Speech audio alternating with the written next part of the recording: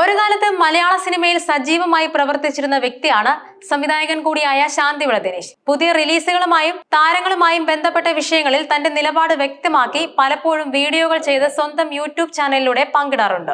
ഇപ്പോഴിതാ അടുത്തിടെ റിലീസ് ചെയ്ത മലയാള സിനിമകളായ തുടരുവിനെ കുറിച്ചും പ്രിൻസ് ആൻഡ് ഫാമിലിയെ കുറിച്ചും ശാന്തിവിള ദിനേശ് പറഞ്ഞ വാക്കുകളാണ് വൈറലാകുന്നത്. തുടരും സിനിമയെ കുറിച്ച് സംസാരിച്ചുകൊണ്ടാണ് ശാന്തിവിള ദിനേശിന്റെ വീഡിയോ ആരംഭിക്കുന്നത്.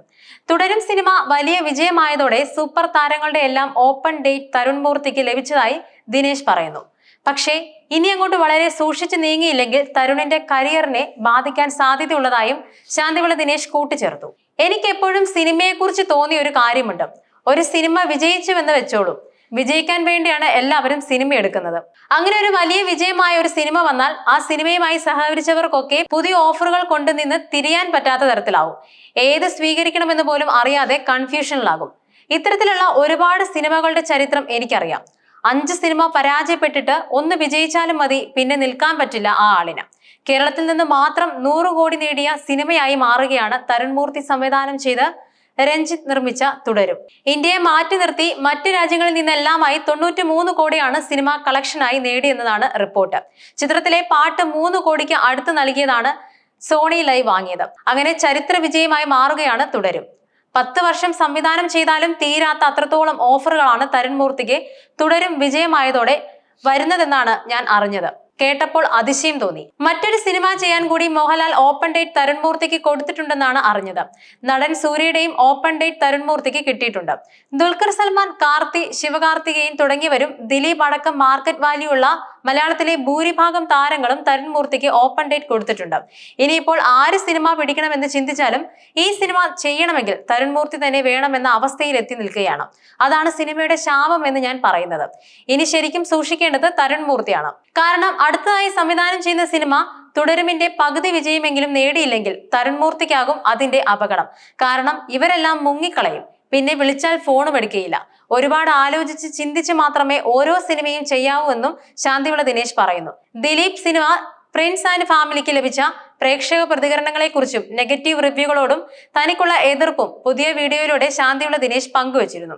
ദിലീപ് സിനിമയെ കുറിച്ച് താൻ സംസാരിക്കുന്നത് പണം വാങ്ങിയിട്ടല്ലെന്നും ദിനേശ് ആവർത്തിച്ചു. കോവലൻ വീണ്ടും പൈസ അയച്ചു തന്നു, കോവലന്റെ കയ്യിൽ നിന്നും എത്ര ലക്ഷം കിട്ടി എന്നൊക്കെ തുടങ്ങി ദിലീപിനെയും എന്നെയും കണക്ട് ചെയ്ത് ഞാൻ ഈ വീഡിയോ ചെയ്ത് കഴിയുമ്പോൾ കുറെ പരമ്പര വിട്ടികൾ കമന്റ് എഴുതുമെന്നും എനിക്കറിയാം. അതിലൂടെ എന്തെങ്കിലും സുഖം എഴുതുന്നവന് കിട്ടിയാണെങ്കിൽ കിട്ടിക്കൊള്ളട്ടെ. എന്തായാലും ദിലീപിന്റെ 150ാമത്തെ ചിത്രം വലിയ വിജയമായിരിക്കുന്നു. ഈ വിജയം ദിലീപിന് ഒരു അനുഗ്രഹമായി എന്നും ഞാൻ പറയും. ദിലീപിന്റെ അവസ്ഥ മോശമായതിനാലാണോ പറഞ്ഞ തുക കുറവായതുകൊണ്ടാണോ എന്ന് അറിയില്ല. നിർമ്മാതാവ് ലിസ്റ്റിൻ സ്റ്റീഫൻ പ്രിൻസ് ആൻഡ് ഫാമിലിയുടെ സാറ്റലൈറ്റ് OTT വിട്ടിരുന്നില്ല. സിനിമ സൂപ്പർ ഹിറ്റ് ആയതുകൊണ്ട് ഇനി ലിസ്റ്റിന് വലിയ തുക ലഭിക്കാൻ സാധ്യതയുണ്ട്. മുടക്കു മുതലും ലാഭവും തിയേറ്റർ കളക്ഷനിലൂടെ തന്നെ പ്രിൻസ് ആൻഡ് ഫാമിലിക്ക് കിട്ടിയത്രേ. അതുപോലെ ഈ സിനിമയെ ഇകഴ്ത്തിക്കൊണ്ട് റിവ്യൂ ചെയ്തവൻ തന്നെ പറയുന്നു, എന്റെ കണക്കുകൂട്ടലുകൾ തെറ്റിപ്പോയി, ദിലീപ് ഏട്ടൻ വിജയിച്ചുവെന്ന്. അതോടെ തന്നെ ആ റിവ്യൂവറുടെ സിനിമാ വിലയിരുത്തൽ പക്ഷപാതപരവും വ്യക്തിഹത്യയുടെയും ഭാഗമാണെന്ന് മനസ്സിലാക്കി കാണുമല്ലോ. തനിക്ക് ഇഷ്ടമല്ലാത്തവരെയും തനിക്ക് തരേണ്ടത് തരാത്തവരെയും വധിക്കാനുള്ള ഉപാധിയായി നവമാധ്യമത്തെ ദുരുപയോഗം ചെയ്യുന്നുവെന്നാണ് വർത്തമാനകാലത്തെ അവസ്ഥ. ഇങ്ങനെയൊക്കെയുള്ള സാഹചര്യത്തിൽ നിന്നാണ് പ്രിൻസ് ആൻഡ് ഫാമിലിയെ ദിലീപ് വിജയ സിനിമയാക്കി മാറ്റിയിരിക്കുന്നത്. സിനിമയുടെ ഓഡിയോ ലോഞ്ചിൽ സംസാരിക്കുന്നതിനിടെ സദസ്സിനെ നോക്കി ദിലീപ് ചോദിച്ചൊരു ചോദ്യമുണ്ട്. കുറെ വർഷങ്ങൾക്ക് മുമ്പ് എന്നെ അടിച്ചിടാൻ വേണ്ടി കൂടെ നിന്ന ആൾക്കാരല്ലേ നിങ്ങളൊക്കെ? ഇപ്പോൾ ഒന്ന് എഴുന്നേറ്റ് നിൽക്കാൻ ശ്രമിക്കുന്ന സമയത്ത് നിങ്ങൾക്ക് എന്റെ കൂടെ നിന്നൂടെ എന്നാണ് സദസ്സിനെ നോക്കി ദിലീപ് ചോദിച്ചത്. കോടതി വിധിക്ക് മുമ്പ് ദിലീപിനെ കുറ്റവാളിയായി ചിത്രീകരിച്ച കുറെ ചാനലുകളുടെയും സിനിമാ എതിരാളികളുടെയും കെണിയിൽ പൊതുജനം വീണതായാണ് ഞാൻ കരുതുന്നത്. ഇക്കാര്യം ഞാൻ ദിലീപിനോടും പറഞ്ഞു. അല്ലാതെ പൊതുജനത്തെ ഞാൻ തെറ്റു പറയില്ല. ദിലീപ് തന്നെയാണ് കൃത്യം ചെയ്തതെന്ന് ചാനലുകളെല്ലാം പറയുമ്പോൾ അല്ലാതെ എന്ന് ജനത്തിന് പറയാൻ പറ്റുമോ? എത്ര പെട്ടെന്നാണ് ജനപ്രിയനായ ഒരു നടനെ കൊള്ളക്കാരനായി മാറ്റുന്നത് എന്നൊന്ന് ആലോചിച്ചു നോക്കൂ. ദിലീപിനെ വിമർശിച്ച് കമന്റ് എഴുതുന്നവർക്കും കാലം മറുപടി കൊടുക്കും.